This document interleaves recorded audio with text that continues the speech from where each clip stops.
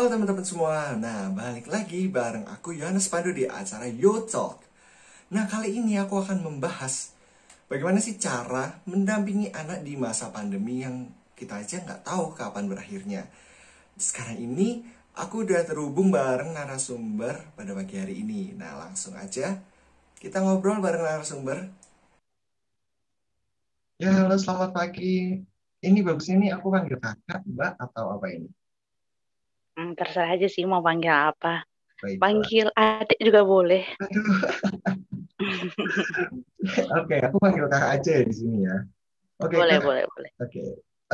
Perkenalan dulu nih, baik buat teman-teman biar tambah tahu nih. Namanya siapa, terus domisilinya juga di mana tinggalnya. Eh, Nama saya Dewi, saya domisili di Depok. Saya ibu Hmm. satu anak. Ah, oke, kira-kira ini bagaimana nih kabarnya sekarang ini kan lagi di masa pandemi saat ini kan, terus banyak, apalagi di Depok juga kan, di Depok. Kalau dari berita yang ada di aku baca, itu tuh kayak lagi tinggi gitu ya COVID-nya di sana ya. Iya, di sini mah kayaknya nggak pernah rendah ya. Kayaknya di sini mah tinggi terus. Tapi ya mau gimana lagi, kita tetap harus kegiatan kan, walaupun tetap harus. Yang penting ikutin protokol kesehatan, harus jaga jarak, harus pakai masker, rajin cuci tangan. Nah, Nah, kalau misalnya lagi COVID kayak gini kan biasanya di rumah aja kan kebanyakan kan. Kayak Ya. kegiatan yang biasanya kita lakukan sehari-hari di luar itu kita lakuin nih semuanya di rumah gitu kan. Apalagi Mm-mm. kakak kan punya anak, satu anak gitu kan. Oh iya nih, anaknya namanya siapa ini? Sanum. Oh, umurnya berapa? Umurnya 18 bulan, satu Delapan. setengah tahun. Hmm. Oke, kira-kira kakak ini kesibukannya apa nih selama ini? Oh, saya sih di rumah aja ya, nemenin anak main ya. Soalnya ya saya ibu rumah tangga, jadi Hmm, ya sehari-harinya cuma di rumah aja tuh. gitu ya. Oh iya, ini kan adiknya ini udah umur 1 tahun lebih kan ya. Udah kira-kira ini udah bisa apa aja ini? Wah, udah banyak ya Mas ya, dia udah bisa jalan, udah bisa, ya bukan jalan lagi, udah lari, terus udah mulai cerewet, udah ngoceh segala Mm-mm. macam ditanyain.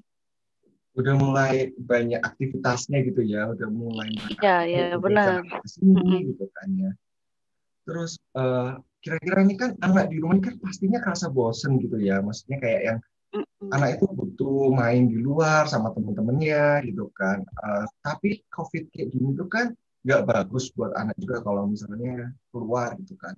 Apalagi anak umur di bawah 2 tahun, di umur balita sih sebenarnya kayak belum bisa kalau disuruh pakai masker gitu kan terus-terusan. Mm-mm, Malah betul. tidak disarankan kan yang sebenarnya. Mm-mm, iya betul. Apalagi kalau misalnya kayak disuruh pakai face shield, itu juga mungkin risih gitu kan ya anaknya biasanya. Mm. Nah, kira-kira kalau misalnya anak di rumah tuh gimana sih kalau misalnya lagi nggak boleh keluar gitu? Kalau saya sih saya fasilitasi mainan ya Mas ya. Jadi kalau di rumah dia kan lagi suka coret-coret gitu. Jadi saya Mm-mm. beliin kayak spidol, kayak saya beliin buku buat ya walaupun dia belum bisa menulis, tapi dia masih belajar megang pensil ya. Jadi dia biarin aja biar dia ada kegiatan di rumah. Jadi saya bisa sambil dampingi juga. Terus saya beliin dia macam-macam mainan kayak beliin sepeda walaupun ya harus main sepeda di dalam rumah ya. Tapi ya mau gimana lagi. Yang penting anaknya nggak bosen Nah, dan banyak permainan di rumah yang nggak kalah serunya daripada di luar gitu. iya ya, itu juga mengantisipasi juga kan di sisi lain biar kayak anak-anak itu nggak bosen gitu di rumah. Nah, kalau bosen tuh biasanya gimana Mm-mm. ini? Oh, kalau Eh, anak saya udah mulai bosen, udah marah-marah dia. oh, Oh, nggak jelas, suka nangis nggak jelas gitu, Mas. Ada aja yang salah mah tuh. nah kira-kira kan tadi kan udah dikasih tahu kan cara mengatasinya. Terus kalau misalnya kegiatan yang dilakukan kakak sama anak untuk mengatasi kebosanan itu selain mainan yang tadi itu gimana? Oh ya, paling saya cuman dengan mainan, terus Hmm. nyanyi bersama, paling kalau misalnya keluar kita cuman paling ngajak ke muter-muter naik motor gitu. Jadi Mm-mm. nggak turun dari motor gitu karena si adik kan belum mau pakai masker, terus juga Mm-mm. kalau pakein face shield itu dia gerah mukanya. Jadi paling cuma muter-muter depo aja istilahnya gitu. Kalau misalnya keluar rumah juga paling di teras, udah jarang sih main-main di sini karena teman-temannya pun jarang keluar rumah tuh. Ya itu mungkin juga dari orang tuanya sana juga takut gitu ya, apalagi COVID kayak gitu kan, Mm-mm. lagi banyak banget. Terus kira-kira kalau misalnya kayak permainan yang tadi kakak sebutkan itu, si anak tertarik nggak sih kira-kira? Karena kan anak itu cenderung gampang bosen kan, misalnya kayak baru dibeliin mainan baru, terus tiba-tiba kayak udahlah males gitu kan, kayak dibuang-buang gitu. Mm-mm. Iya sih, Kira-kira gampang bosan. Tapi ya uh, itu, eh, caranya ya saya paling ngajakin dia bermain misalnya kayak, yuk kita coret-coret di kertas, nanti habis itu kita coret-coret di papan tulis. Jadi kita bermain coret-coret tapi dengan banyak media gitu loh Mas. Jadi anak nggak bosan, oh cuma main-main di sini doang. Jadi kita harus ngajar dengan berbagai media. Jadi kadang dia misalnya coret-coret di tangan, di kaki saya biarin aja karena kan nanti juga bisa dicuci. Yang penting anaknya nggak rewel gitu dan dia tetap happy. nah, jadi kan kakak bilang kan sebelumnya kalau misalnya anak itu cepet bosen gitu kan, atau sering marah-marah Mm-mm. gitu kan. Mm-mm. Nah, itu tuh gimana sih cara mengatasi ketika anak tuh sedang seperti itu gitu? Hmm, kalau dia lagi marah-marah ya, kalau dia lagi marah-marah paling aku diamin sih. Maksudnya kalau misalnya kita paksa untuk diam atau kita marah, dia akan lebih lebih marah, dia akan tambah semakin menangis. Tapi kalau kita diamkan, kita kasih ruang dia untuk mengekspresikan perasaannya, nanti lama-lama dia akan luluh dan diam sendiri. Gitu.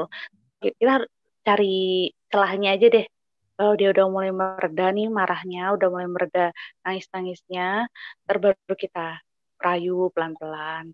Tuh, nanti dia bakal luluh. Tapi kalau kita paksa dari awal, dia pasti nggak akan mau gitu. Dan makanya yang penting harus cari celahnya aja. Iya, karena kayaknya kan kalau misalnya anak itu kan susah gitu kan ya, kalau misalnya kita kasih tahu secara langsung, si anak juga belum pasti paham gitu kan ya, karena masih balita. Iya, Apalagi betul. kadang kita anak yang udah gede aja, eh, dikasih tahu tuh masih suka susah gitu kan, kayak yang masih sering nggak nurut gitu kan ya. Iya, Kalau betul. kira-kira nih, kalau dampak adanya pandemi ini, kalau buat kakak sendiri sama si adik gimana?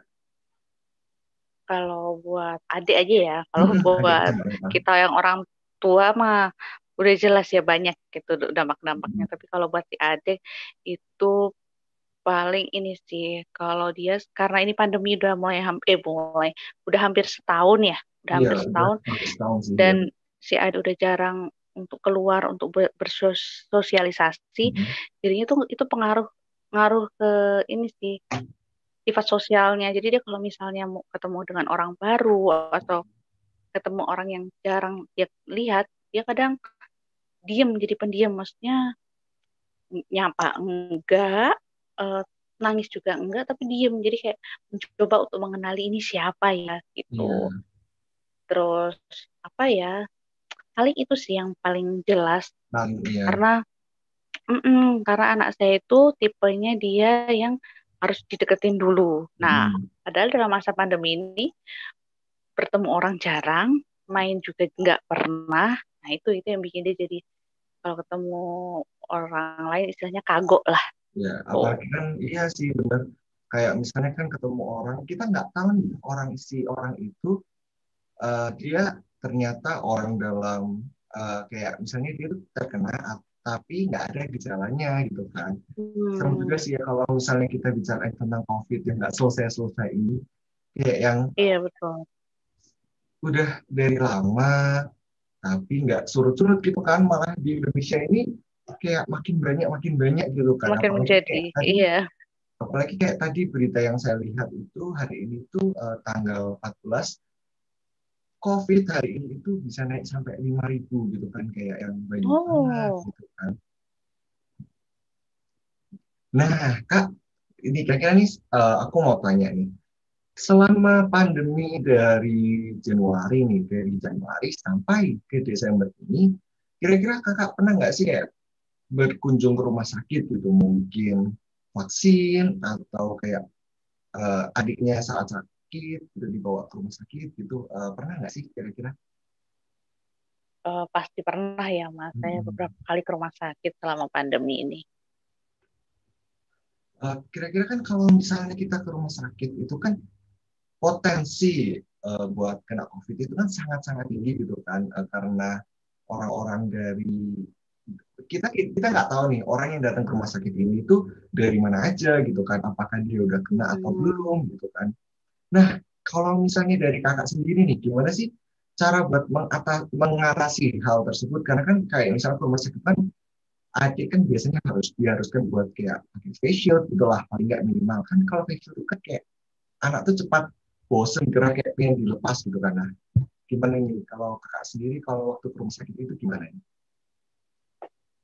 eh saya cerita agak panjang ya Mas ya. Iya nggak apa-apa. Jujur, awal pandemi saya takut mau ke rumah sakit. Mm-mm. Vaksin aja sampai saya mundur karena saya takut mau ke rumah sakit karena rumah sakit yang di dekat rumah saya ini ramai banget tuh. Terus akhirnya saya cari tahu rumah sakit yang khusus ibu dan anak. Jadi di sana tidak ada yang rujukan COVID tuh. Oh, Setidaknya kita mengantisipasi dari hal yang besar dulu lah ya. Dari hal benar-benar. yang besar dulu gitu. Gitu. Terus setelah saya cari tahu ternyata di sana ada dokter yang bagus dan rumah sakitnya setidaknya sedikit lebih aman. Mm-mm. Akhirnya kita kita mencari rumah sakit yang itu rumah sakit ibu dan anak itu. Oh, Setelah saya ke sana, di sana itu lebih sepi. Bukan lebih, malah cenderung sepi kalau di sana itu. Mungkin karena khusus ibu dan anak ya. iya. Jadi tidak ada pasien-pasien yang lansia, tidak ada pasien-pasien yang istilahnya udah tua lah. Ya, Mm-mm. seperti itu nggak ada. Tuh. Jadi begitu sih cara saya antisipasinya. Terus kalau misalnya ke rumah sakit ya udah sekedar pendaftaran ke poli, terus saya ambil obat atau terus pembayaran, udah pulang gitu. Jadi nggak ada waktu untuk singgah-singgah gitu dan bisa mungkin kita menjaga jarak dengan orang lain. Jangan sampai kita duduk yang berdekatan dengan orang lain Mm. karena kita nggak pernah tahu dia membawa virus atau enggak gitu. Ya sih bener ya, maksudnya kan sekarang tuh penularan tuh juga lewat udara, terus kayak hal-hal yang kita sentuh kayak misalnya handphone gitu kan, maksudnya Hmm. orang-orang bisa terkena gitu kan ya. Nah kalau misalnya kira-kira nih harapannya kakak buat kedepannya, buat ibu dan anak, buat kayak si anaknya juga itu apa sih? Itu. Kalau harapan saya ya, harapan saya Mm-mm. pertamanya saya pengen semoga pandemi ini cepat selesai, jadi anak-anak pun jadi bebas untuk bermain, terus bisa bebas untuk bersosialisasi. Kalau untuk para ibu, karena mungkin pasti para ibu itu juga stres ya, stres dan capek karena nggak pernah keluar. Di rumah Yang terus gitu dilihat ya kan itu, kayak, iya betul ya. yang dilihat itu aja. Jadi harus tetap semangat, tetap sabar, eh, pokoknya yang terbaik lah. Nah, kita kan sudah sampai penghujung acara pada pagi hari ini. Sebenarnya itu masih banyak yang mau aku tanyain mengenai cara mengasuh anak di masa pandemi COVID ini. Karena kan COVID juga kita nggak tahu nih selesainya kapan gitu kan. Terima kasih buat Kak Dewi yang telah menyempatkan waktu untuk sharing-sharing di tengah kesibukannya. Mohon maaf juga mungkin Iya, bila saya terima kasih juga Mas. ya, mohon maaf juga kalau misalnya saya ada kesalahan kata atau tingkah laku, mohon dimaafkan. Terima kasih buat teman-teman yang udah ngikutin talk show pada pagi hari ini dan sampai jumpa di talk show berikutnya. Dadah.